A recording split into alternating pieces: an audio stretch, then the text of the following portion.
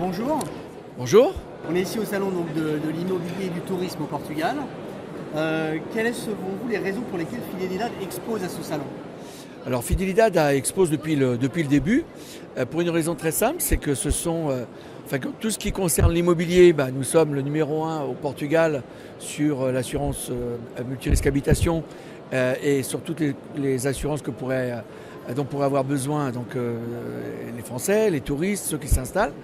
Et donc c'est pour ça que nous sommes ici pour être en amont, c'est-à-dire pouvoir renseigner ses futurs clients immédiatement. Et pour certains d'entre eux, surtout notamment par rapport à l'assurance santé, puisque c'est le thème qui revient le plus auprès de ces Français, pouvoir les rassurer avant de prendre cette décision de partir en leur disant qu'ils pourront avoir une complémentaire santé comme ils ont en France, qu'ils pourront se faire soigner soit au Portugal, soit en France, avec le même produit, puisque c'est l'originalité du produit, qui s'appelle Multisanté, qui permet de couvrir les soins, soit en France, soit au Portugal, en fonction de la volonté du client. S'il a envie de se faire opérer en France, il se fait opérer en France. S'il a envie de le faire au Portugal, il le fait au Portugal.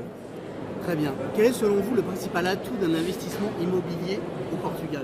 Alors, le principal atout, bien évidemment, c'est le prix, puisque nous avons le salon a été lancé en 2012, donc au moment où il y avait cette crise immobilière qui n'était pas une bulle spéculative, mais qui était tout simplement un manque de demande, puisque c'était la crise au Portugal. Donc les prix étaient au plus bas et il y avait véritablement un appel à l'investissement.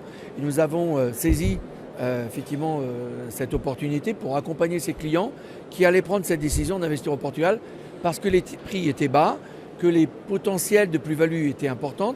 Et vous savez, en matière de rentabilité, plus on achète bas, plus la rentabilité est meilleure et assurée, on peut dire.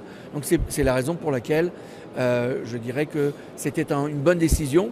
Ceux qui ont investi en 2012, c'était une bonne décision. Ceux qui ont investi en 2013, etc., etc. Et je peux vous dire aussi que ça vaut encore le coup d'investir en 2017, puisque nous n'avons pas encore atteint les prix au plus haut, donc au Portugal. Quelles sont selon vous les principales difficultés auxquelles les investisseurs peuvent être confrontés? Alors, a priori, lorsqu'un investisseur français veut investir au Portugal, il se dit ma banque ne va pas pouvoir me suivre, ne va pas pouvoir me prêter. Et justement, lorsqu'ils viennent au salon, ils s'aperçoivent qu'il y a beaucoup de banques et que ces banques ont la particularité d'être présentes en France et au Portugal, et donc de pouvoir financer un bien au Portugal avec quelqu'un qui est ici en prenant une hypothèque sur place, alors qu'une banque française qui n'est pas installée au Portugal ne pourra pas prendre d'hypothèque. Et donc à partir de là, il n'y aura pas de difficulté. Il peut y avoir aussi la difficulté de la langue, mais le Portugal, tous les avocats ou tous ceux qui peuvent intervenir dans les transactions immobilières, la plupart du temps parlent français.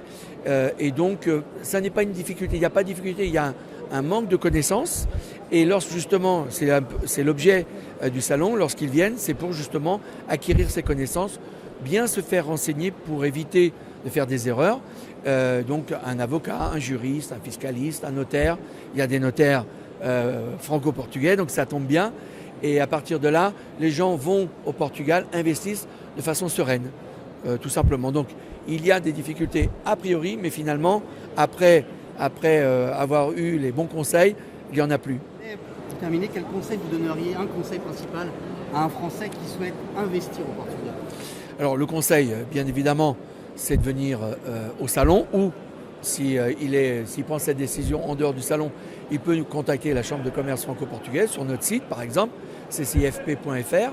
Et à partir de là, ça c'est la Chambre de commerce, et nous-mêmes, avec Fidelidad, nous n'allons pas le conseiller en investissement, nous allons accompagner l'investissement qu'il va réaliser. Mais la Chambre de commerce est tout à fait habilitée pour pouvoir donner ses conseils, même en dehors du salon, bien entendu, en les mettant en contact avec les exposants qui sont ici présents, pour qu'il y ait une continuité dans ce conseil. Bien évidemment, les gens qui n'ont pas pu venir sur les 3 jours, c'est pas pour ça qu'ils vont attendre l'année prochaine pour pouvoir venir à la prochaine édition. Donc le conseil que je pourrais leur donner, c'est effectivement de contacter ou Fidelidad ou la Chambre de commerce pour obtenir les renseignements dont ils ont besoin, tout simplement. Donc le salon se termine dimanche, donc c'est 12, 13, 14 mai, dimanche à 18h. Ça sera la clôture de la 6e édition où on pourra faire un bilan sur la fréquentation. En tout cas, sur les exposants, On a vu qu'il y avait beaucoup plus d'exposants que l'année dernière.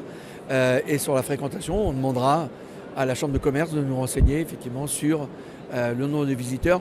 En tout cas, je sais d'ores et déjà, pour avoir fait un petit peu le point avec mes équipes, nous avons eu beaucoup de contacts, notamment pour le produit santé, qui est notre produit vedette et que nous sommes les seuls à offrir sur le marché.